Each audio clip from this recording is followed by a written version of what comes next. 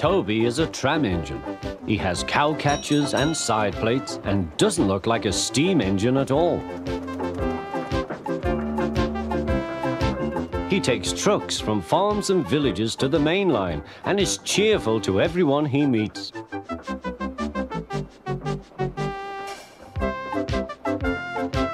He has a coach called Henrietta, who has seen better days.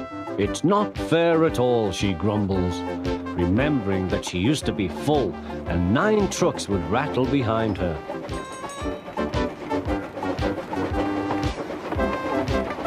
Now there are only 3 or 4, and the farms and factories send their goods mostly by lorry. Toby is always careful. The cars, buses and lorries often have accidents. Toby hasn't had an accident for years. The buses are crowded and Henrietta is empty.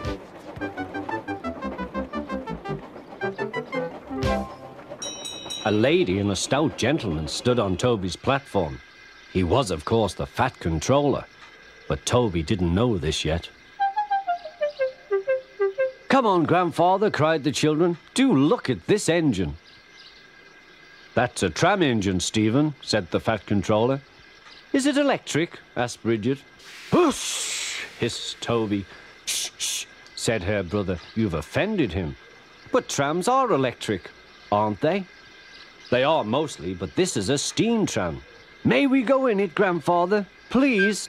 "Stop," said the fat controller to the guard. They all scrambled into Henrietta. "Hip, hip, hooray!" chanted Henrietta. But Toby did not sing. "Electric indeed! Electric indeed!" he snorted. He was very hurt. "What is your name?" asked the fat controller.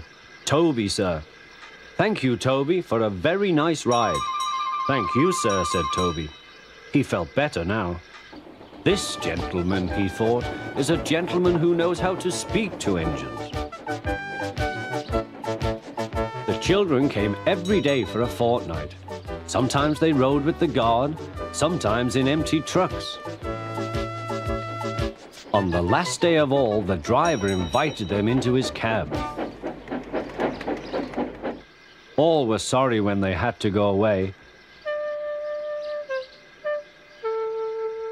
And the fat controller and his family thanked everyone. "Come again soon," replied Toby. We will," called the children. And they waved till Toby was out of sight.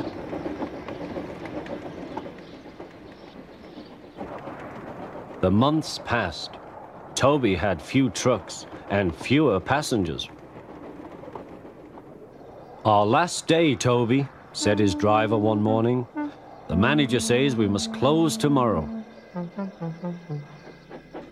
That day, everyone wanted the chance of a last ride.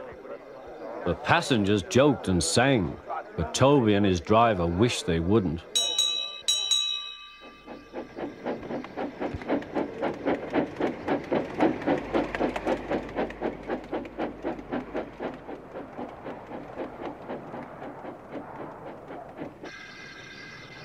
"Goodbye, Toby," said the passengers afterwards.